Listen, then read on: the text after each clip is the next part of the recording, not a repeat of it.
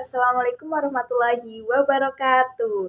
Sebelumnya, perkenalkan terlebih dahulu kami dari kelompok 4 yang beranggotakan saya sendiri, Kalandari Aizatul Fatah, yang kedua ada Ahmad Rifai, yang ketiga ada Diah Nur Hayati, dan yang keempat ada Dela Kusmawati. Nah, dari kelompok 4 ini akan mempresentasikan tentang perekonomian tiga sektor. Jadi, teman-teman bisa menyimak video ini sampai selesai dan dipahami ya teman-teman.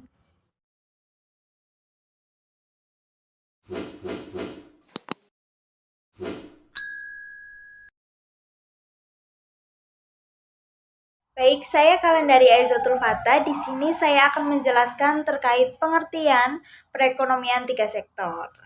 Nah, teman-teman juga tentunya sudah tidak asing ya terkait perekonomian tiga sektor itu ada apa aja, dan juga kemarin kita sudah dibahas ketika perkuliahan tatap muka oleh dosen kita. Jadi perekonomian tiga sektor itu merupakan perekonomian yang terdiri atas tiga pelaku atau tiga objek ekonomi, yaitu yang pertama ada rumah tangga, yang kedua ada perusahaan, dan yang ketiga ada pemerintahan. Nah, kalau perekonomian dua sektor itu kan rumah tangga dan perusahaan. Jadi, pada perekonomian tiga sektor ini ditambah pemerintahan. Jadi, pemerintah di sini ikut berperan kayak gitu.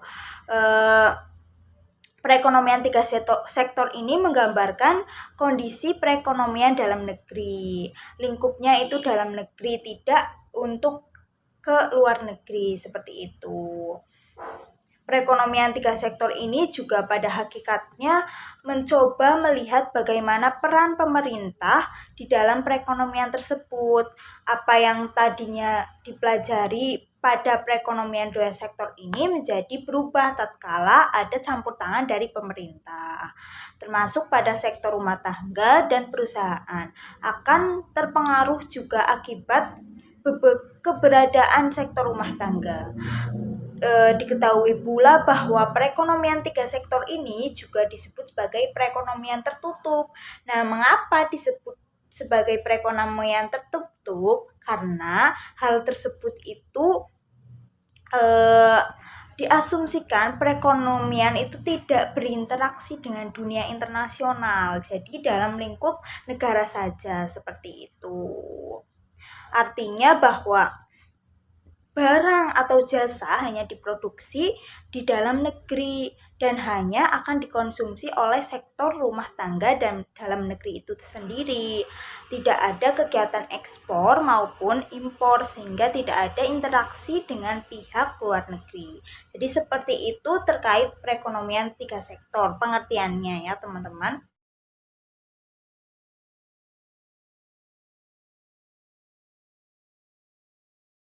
Saya Dianur Hidayati NIM 1917-20-1059 akan menjelaskan tentang materi yang selanjutnya, yaitu tentang keseimbangan kebijakan fiskal, pajak lamsam, pajak proporsional, dan juga subsidi.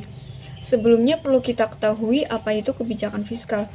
Kebijakan fiskal adalah suatu kebijakan dalam ekonomi makro yang keputusan tertinggi berada di tangan presiden sebagai pemimpin negara dan penerapannya dibantu oleh Menteri Keuangan.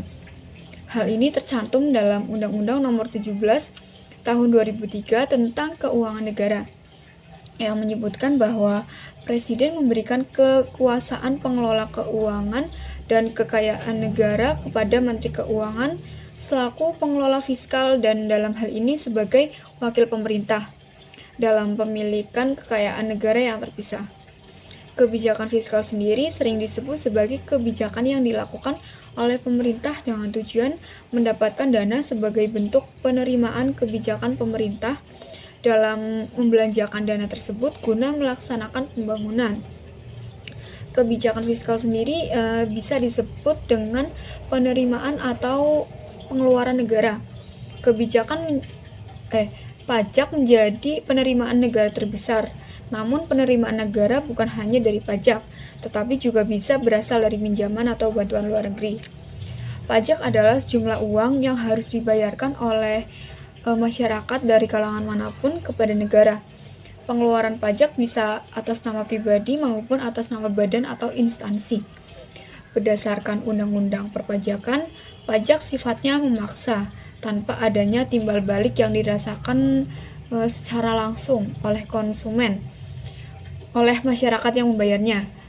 Konsumen yang merupakan seorang yang menggunakan barang atau jasa harus mengeluarkan pajak sesuai dengan beban biaya yang digunakan. Pajak pada dasarnya bentuk pengeluaran masyarakat berupa sejumlah uang yang diserahkan kepada negara, yang kemudian uang hasil pajak tersebut akan dikelola kembali oleh pemerintah untuk kepentingan masyarakat luas. Kemudian saya akan menjelaskan tentang pajak lamsam atau pajak tetap. Lamsam adalah pajak yang harus dikeluarkan oleh masyarakat, di mana besaran pajak tidak tergantung pada besarnya pendapatan. Berapapun pendapatan yang diperoleh masyarakat, baik itu kecil maupun besar, besaran pajak tersebut tetap sama.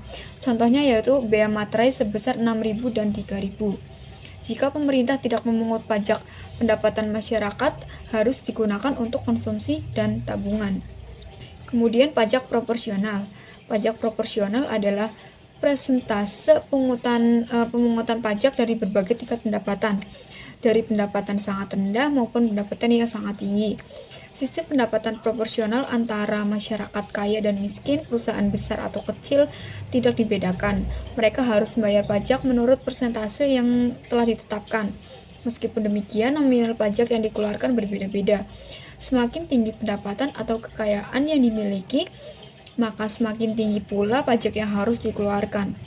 Begitu juga sebaliknya, semakin rendah pendapatan atau kekayaan yang dimiliki, maka semakin sedikit pajak yang dikeluarkan. Sistem pajak seperti ini telah banyak digunakan di negara-negara lain, di mana pajak ini digunakan dalam memungut pajak pendapatan atau keuntungan perusahaan-perusahaan yang berbentuk perseroan. Selanjutnya yaitu subsidi. Menurut Kamus Besar Bahasa Indonesia, subsidi adalah bantuan uang atau lainnya kepada suatu yayasan, perkumpulan, dan sebagainya. Subsidi ini biasanya berasal dari pemerintah.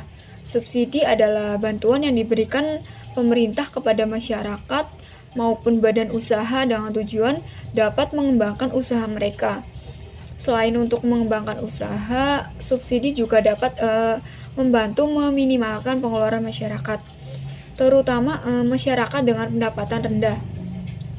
Bentuk bantuan subsidi dari pemerintah tersebut tidak hanya berupa uang tunai atau subsidi langsung, tetapi juga dapat berupa suatu kebijakan yang dilakukan guna mengurangi beban masyarakat atau yang dinamakan dengan subsidi tidak langsung. Perkenalkan, nama saya Dila Kusmawati, NIM 1917-2010-62. Di sini saya akan menjelaskan tentang angka pengganda atau multiplier effect.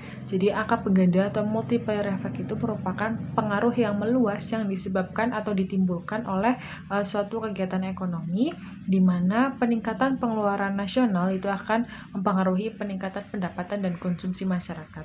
Nah, fungsi dari angka pengganda atau multiplier effect ini paling banyak itu digunakan pada efek berganda investasi, pajak, subsidi pemerintah, ataupun pengeluaran pemerintah. Nah, dalam investasi, baik yang dilakukan oleh pemerintah ataupun bekerjasama dengan swasta, itu akan memberikan dampak besar terhadap angka penggandanya itu sendiri, di mana di situ nantinya akan menimbulkan peningkatan pada pendapatan konsumsi ataupun perubahan terhadap tenaga kerjanya. Nah, bentuk perubahan pada angka pengganda itu dapat berupa peningkatan ataupun pengurangan, di mana setiap kebijakan ekonomi yang dilakukan itu pasti akan menimbulkan angka pengganda. Angka pengganda sering dijumpai pada kebijakan fiskal yang dilakukan oleh pemerintah melalui Kementerian Keuangan. Nah, angka pengganda itu menunjukkan perubahan pendapatan nasional yang disebabkan oleh perubahan permintaan komponen agregat otonom, di mana tingginya angka pengganda pada salah satu komponen permintaan agregat otonom tersebut akan menunjukkan bahwa permintaan tersebut mempengaruhi atau memberikan pengaruh besar terhadap pendapatan nasional dan sebaliknya. Kemudian ada faktor-faktor yang mempengaruhi angka pengganda. Yang pertama itu ada MPC atau Marginal Propensity to Consume, di mana apabila MPC itu lebih besar, maka angka pengganda akan semakin besar pula dampak pada perubahan pengeluaran agregat terhadap perekonomiannya. Yang kedua ada MPS atau Marginal Propensity to Save, di mana pengaruh MPS ini berkebalikan dengan MPC. Semakin besar MPS, maka angka pengganda akan semakin kecil dan semakin kecil pula dampak perubahan pengeluaran agregat terhadap perekonomiannya. Kemudian ada jenis-jenis multiplier efek atau angka pengganda. Yang pertama itu ada angka pengganda belanja pemerintah, yang kedua ada angka belanja pajak, dan yang terakhir itu ada angka belanja investasi. Terima kasih. Perkenalkan, nama saya Ahmad Rifai. Di sini saya akan menjelaskan tentang keseimbangan dengan variabel zakat dan infak. Dalam ekonomi Islam, harus memperhitungkan pembayaran zakat dan infak dari masyarakat kaya untuk masyarakat miskin.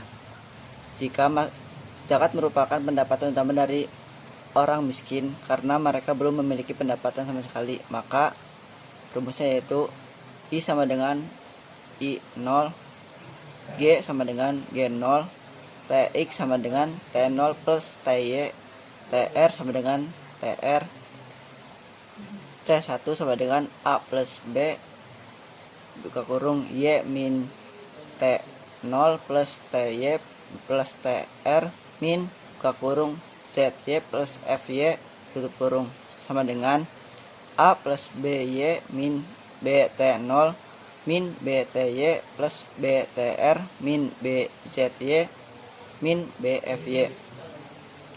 Jika Y sama dengan C1 plus C2 plus I0 plus G0 dan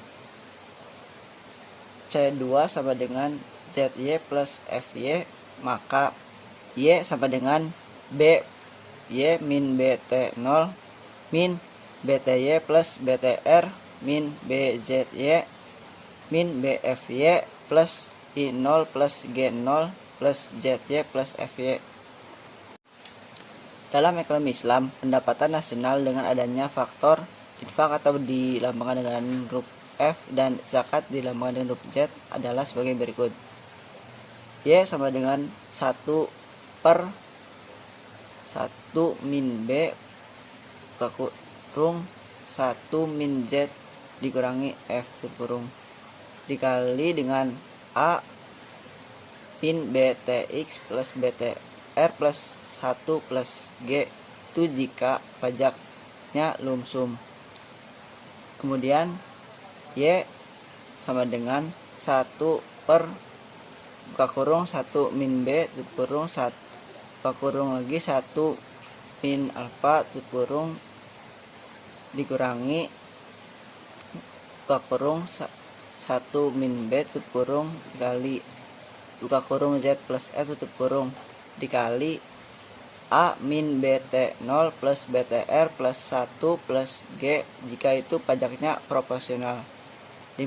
Kemudian dibandingkan rumus perhitungan di atas, maka Y sama dengan C plus 1 plus I plus G, Y sama dengan A plus B Y D plus 1 plus G, Y sama dengan A plus B buka kurung Y min TX min TY plus TR kurung plus 1 plus G, Y sama dengan A plus BY min BTX min BTY min BTR min 1 plus 1 plus 6.